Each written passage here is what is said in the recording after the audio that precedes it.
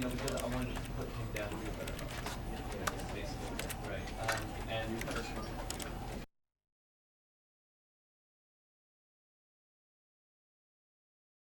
This is the story of a man named Stanley. Stanley worked for a company in a big building where he was employee number 427. Employee number 427's job was simple. He sat at his desk in room 427 and he pushed buttons on a keyboard. Orders came to him through a monitor on his desk, telling him what buttons to push, how long to push them, and in what order. This is what employee 427 did every day of every month of every year. And although others might have considered it soul-rending, Stanley relished every moment that the orders came in, as though he had been made exactly for this job. And Stanley was happy. And then one day, something very peculiar happened. Something that would forever change Stanley. Something he would never quite forget. He had been at his desk for nearly an hour when he realized that not one single order had arrived on the monitor for him to follow. No one had showed up to give him instructions, call a meeting, or even say hi. Never in all his years at the company had this happened, this complete isolation. Something was very clearly wrong. Shocked, frozen solid, Stanley found himself unable to move for the longest time. But as he came to his wits and regained his senses, he got up from his desk and stepped out of his office.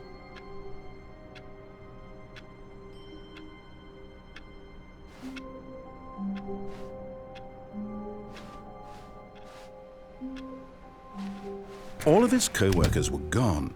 What could it mean? Stanley decided to go to the meeting room. Perhaps he had simply missed a memo.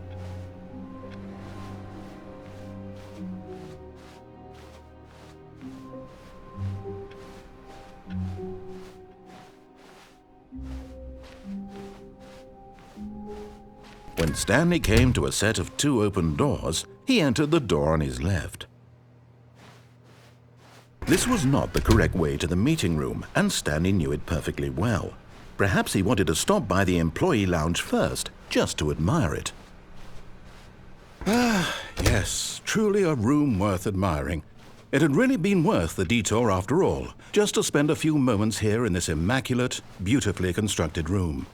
Stanley simply stood here, drinking it all in.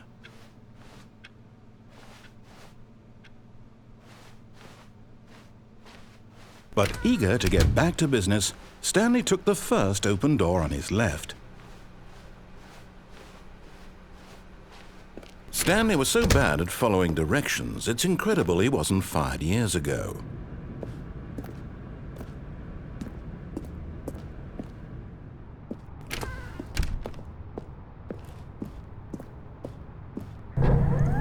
Look, Stanley, I think perhaps we've gotten off on the wrong foot here. I'm not your enemy, really, I'm not. I realize that investing your trust in someone else can be difficult, but the fact is that the story has been about nothing but you all this time. There's someone you've been neglecting, Stanley. Someone you've forgotten about. Please, stop trying to make every decision by yourself. Now, I'm not asking for me, I'm asking for her. This is it, Stanley. Your chance to redeem yourself, to put your work aside, to let her back into your life. She's been waiting. That's her, Stanley. You need to be the one to do this, to reach out to her. If you can truly place your faith in another, then pick up the phone.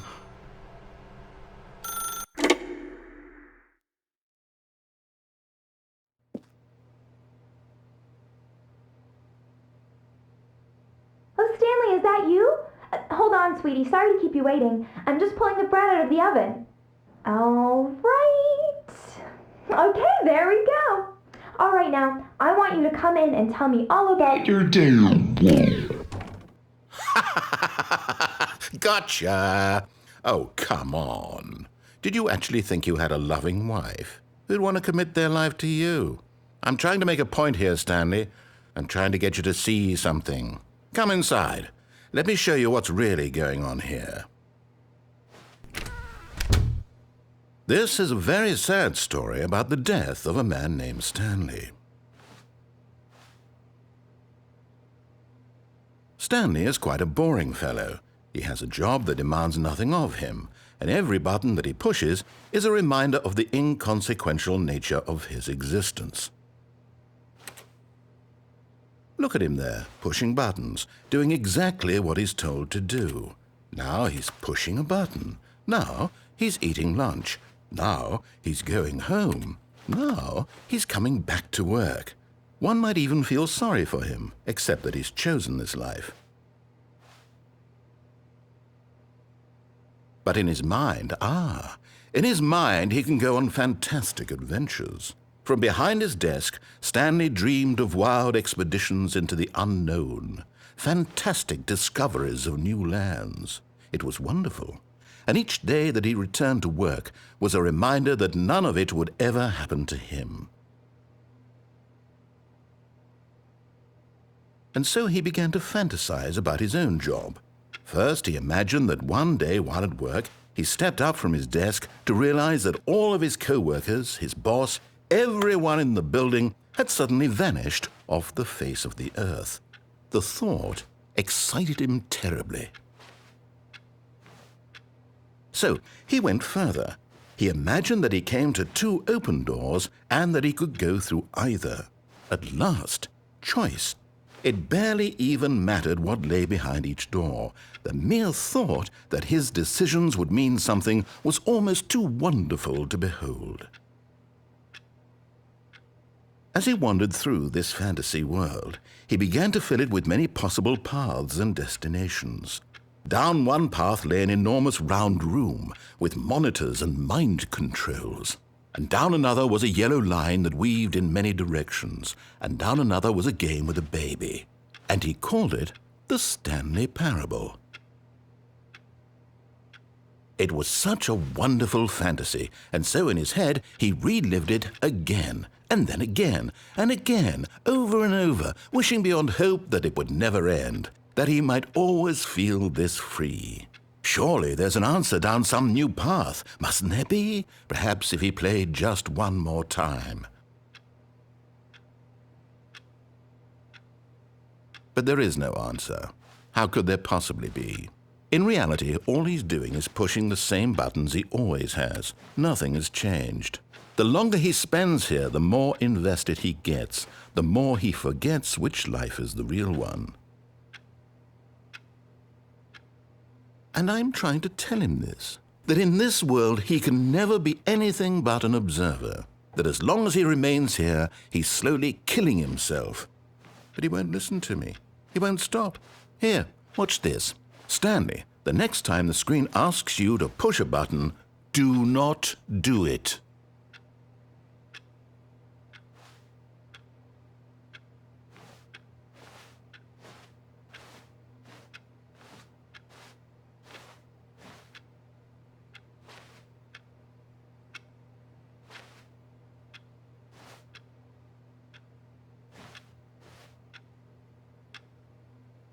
You see? Can he just not hear me? How can I tell him in a way that he'll understand that every second he remains here, he's electing to kill himself? How can I get him to see what I see? How can I make him look at himself?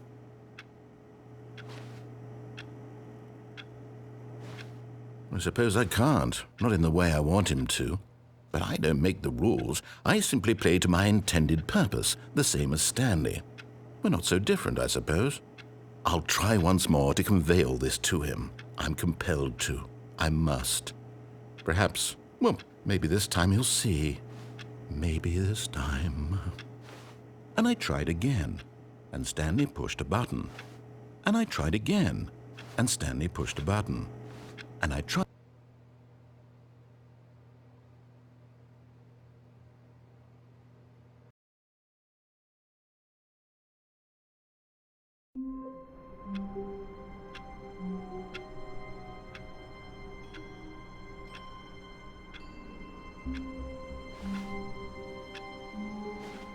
All of his co-workers were gone, What could it mean? Stanley decided to go to the meeting room. Perhaps he had simply missed a memo.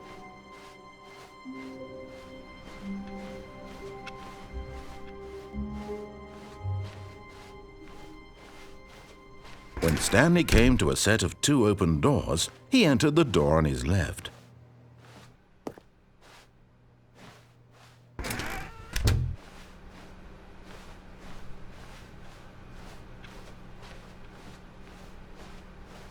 Yet there was not a single person here either. Feeling a wave of disbelief, Stanley decided to go up to his boss's office, hoping he might find an answer there.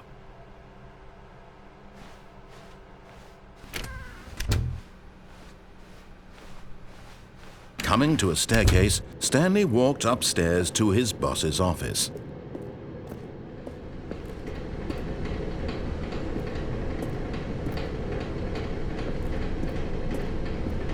But Stanley just couldn't do it. He considered the possibility of facing his boss, admitting he had left his post during work hours. He might be fired for that. And in such a competitive economy, why had he taken that risk? All because he believed everyone had vanished? His boss would think he was crazy. And then something occurred to Stanley. Maybe, he thought to himself, maybe I am crazy. All of my co-workers blinking mysteriously out of existence in a single moment for no reason at all? None of it made any logical sense. And as Stanley pondered this, he began to make other strange observations. For example, why couldn't he see his feet when he looked down? Why did doors close automatically behind him wherever he went? And for that matter, these rooms were starting to look pretty familiar. Were they simply repeating? No, Stanley said to himself, this is all too strange. This can't be real. And at last, he came to the conclusion that had been on the tip of his tongue. He just hadn't found the words for it. "I'm dreaming!" he yelled. "This is all a dream." Oh, what a relief Stanley felt to have finally found an answer, an explanation. His co-workers weren't actually gone. He wasn't going to lose his job. He wasn't crazy after all. And he thought to himself, I suppose I'll wake up soon. I'll have to go back to my boring real-life job pushing buttons. I may as well enjoy this while I'm still lucid. So he imagined himself flying and began to gently float above the ground. Then he imagined himself soaring through space on a magical starfield, and it too appeared. It was so much fun, and Stanley marveled that he had still not woken up. How was he remaining so lucid? And then perhaps the strangest question of them all entered Stanley's head. One he was amazed he hadn't asked himself sooner. Why is there a voice in my head dictating everything that I'm doing and thinking? Now the voice was describing itself being considered by Stanley, who found it particularly strange. I'm dreaming about a voice describing me, thinking about how it's describing my thoughts, he thought. And while he thought it all very odd and wondered if this voice spoke to all people in their dreams, the truth was that, of course, this was not a dream. How could it be? Was Stanley simply deceiving himself, believing that if he's asleep, he doesn't have to take responsibility for himself? Stanley is as awake right now as he's ever been in his life. Now, hearing the voice speak these words was quite a shock to Stanley. After all, he knew for certain, beyond a doubt, that this was in fact a dream. Did the voice not see him float and make the magical stars just a moment ago? How else would the voice explain all that? This voice was a part of himself too. Surely, if he could just... He would prove it. He would prove that he was in control, that this was a dream. So he closed his eyes gently, and he invited himself to wake up. He felt the cool weight of the blanket on his skin, the press of the mattress on his back, the fresh air of a world outside this one. Let me wake up, he thought to himself. I'm through with this dream. I wish it to be over. Let me go back to my job. Let me continue pushing the buttons. Please, it's all I want. I want my apartment and my wife and my job. All I want is my life exactly the way it's always been. My life is normal. I am normal. Everything will be fine. I am okay.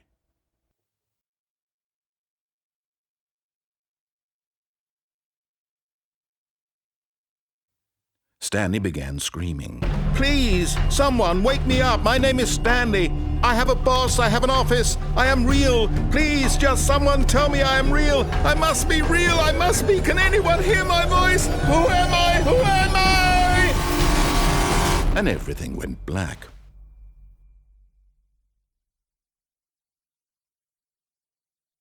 This is the story of a woman named Mariella. Mariella woke up on a day like any other. She arose, got dressed, gathered her belongings, and walked to her place of work. But on this particular day, her walk was interrupted by the body of a man who had stumbled through town talking and screaming to himself, and then collapsed dead on the sidewalk. And although she would soon turn to go call for an ambulance, for just a few brief moments, she considered the strange man. He was obviously crazy. This much she knew. Everyone knows what crazy people look like. And in that moment, she thought to herself how lucky she was to be normal. I am sane. I am in control of my mind. I know what is real and what isn't. It was comforting to think this, and in a certain way, seeing this man made her feel better. But then she remembered the meeting she had scheduled for that day. The very important people whose impressions of her would affect her career, and by extension, the rest of her life. She had no time for this, so it was only a moment that she stood there, staring down at the body. And then she turned and ran.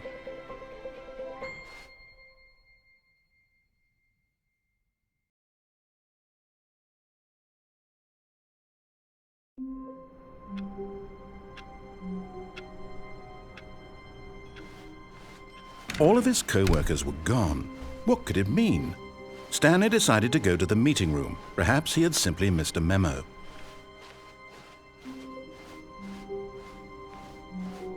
When Stanley came to a set of 2 open doors, he entered the door on his left.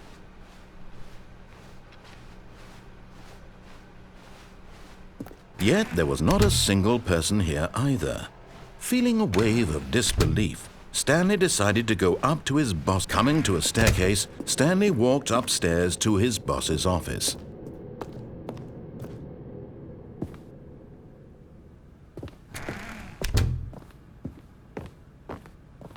Stepping into his manager's office, Stanley was once again stunned to discover not an indication of any human life.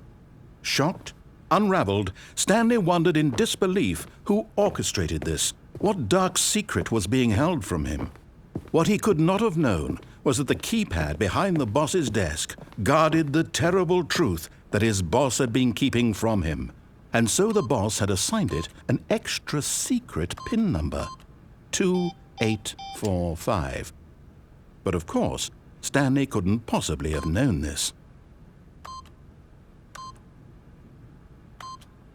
Yet incredibly, by simply pushing random buttons on the keypad, Stanley happened to input the correct code by sheer luck. Amazing. He stepped into the newly opened passageway.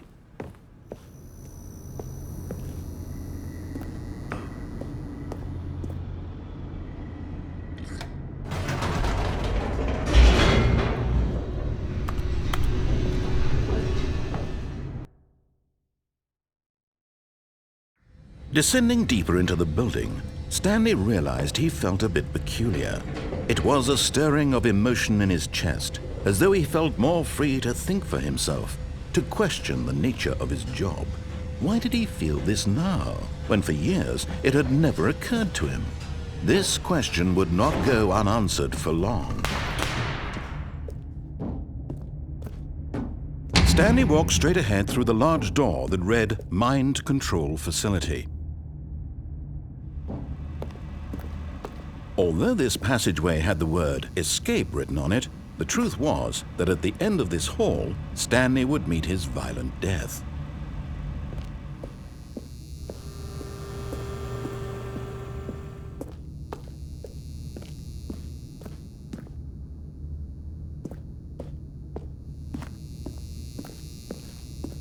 The door behind him was not shut. Stanley still had every opportunity to turn around and get back on track. At this point, Stanley was making a conscious, concerted effort to walk forward and willingly confront his death.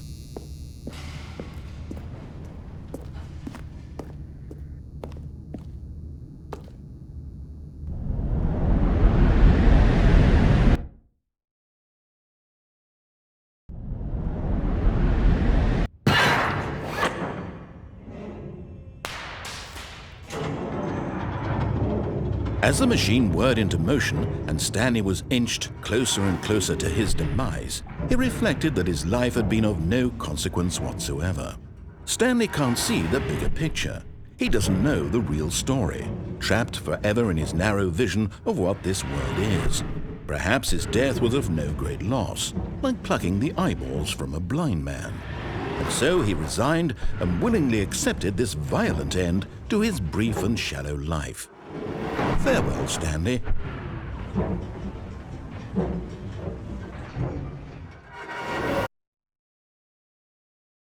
"Farewell, Stanley," cried the narrator, as Stanley was led helplessly into the enormous metal jaws. In a single visceral instant, Stanley was obliterated as the machine crushed every bone in his body, killing him instantly.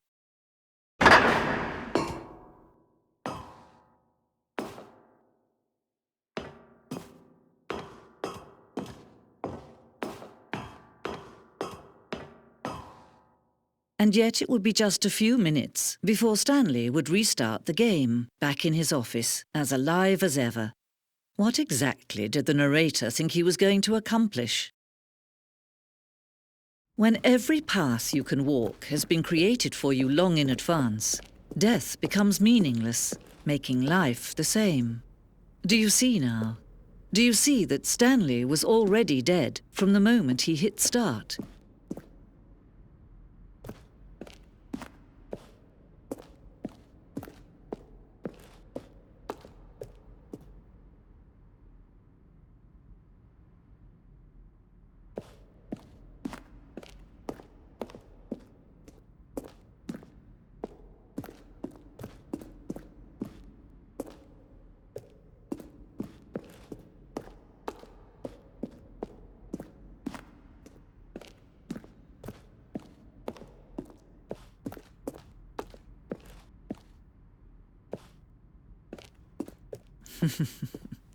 Oh, look at these two. How they wish to destroy one another.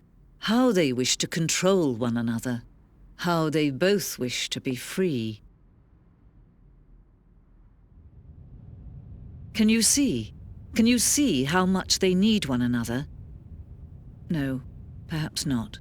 Sometimes these things cannot be seen. But listen to me. You can still save these two. You can stop the program before they both fail. Turn off your PlayStation. There's no other way to beat this game. As long as you move forward, you'll be walking someone else's path. Stop now and it'll be your only true choice. Whatever you do, choose it. Don't let time choose for you. Don't let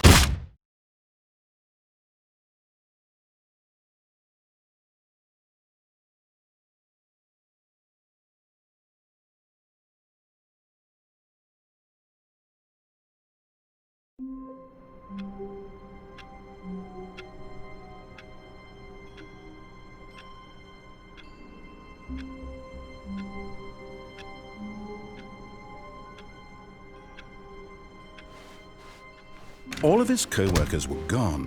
What could it mean? Stanley decided to go to the meeting room. Perhaps he had simply missed a memo.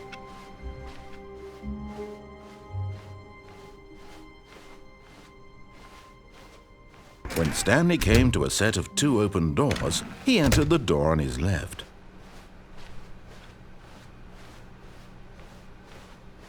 Yet there was not a single person here either.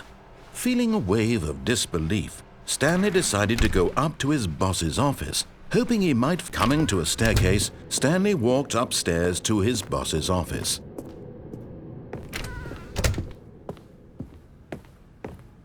Stepping into his manager's office, Stanley was once again stunned to discover not an indication of any human life. What could it... Stanley was in such a rush to get through the story as quickly as possible, he didn't even have a single minute to just let the narrator talk. That kind of anxiety isn't healthy, so he relaxed for a few moments with some calming New Age music.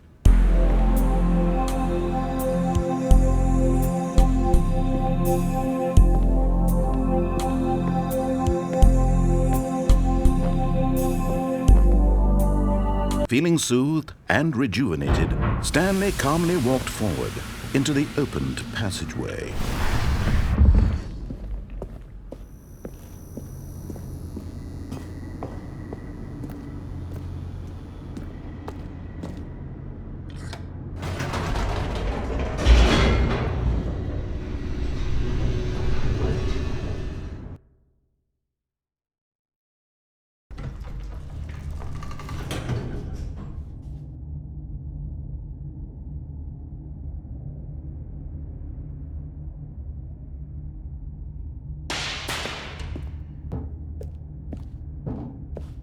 Stanley walked straight ahead through the large door that read Mind Control Facility.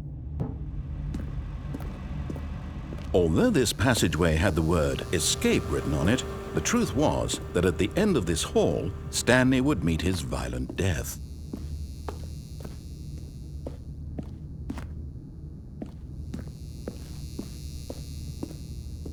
The door behind him was not shut. Stanley still had every opportunity to turn around and get back on track.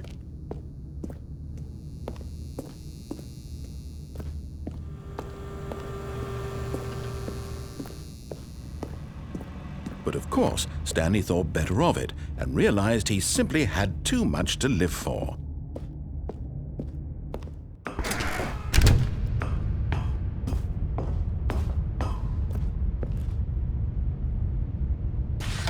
The lights rose on an enormous room packed with television screens.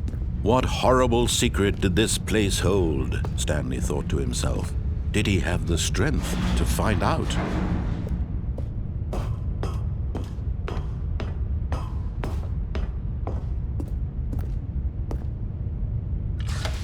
Now the monitors jumped to life, their true nature revealed. Each bore the number of an employee in the building, Stanley's co-workers.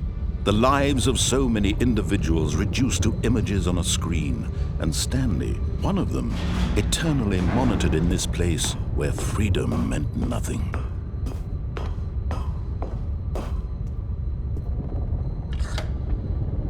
This mind control facility, it was too horrible to believe. It couldn't be true. Had Stanley really been under someone's control all this time? Was this the only reason he was happy with his boring job? That his emotions had been manipulated to accept it blindly? No, he refused to believe it. He couldn't accept it. His own life in someone else's control? Never! It was unthinkable, wasn't it? Was it even possible? Had he truly spent his entire life utterly blind to the world?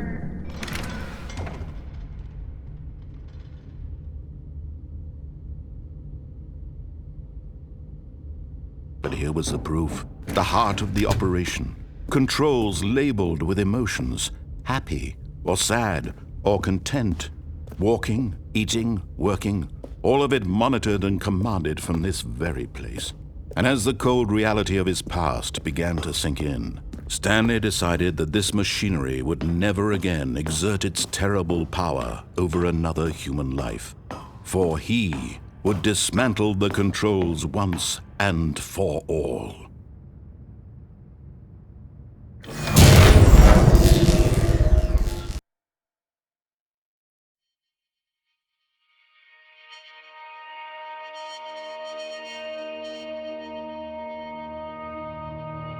Blackness and a rising chill of uncertainty.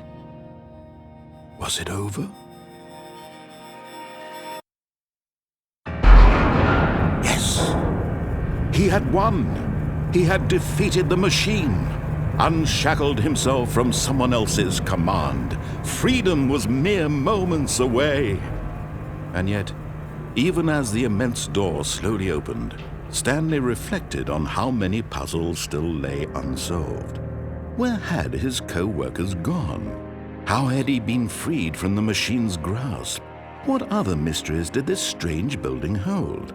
But as sunlight streamed into the chamber, he realized none of this mattered to him, for it was not knowledge or even power that he had been seeking, but happiness. Perhaps his goal had not been to understand, but to let go. No longer would anyone tell him where to go, what to do, or how to feel. Whatever life he lives, it will be his. And that was all he needed to know. It was perhaps the only thing worth knowing. Stanley stepped through the open door.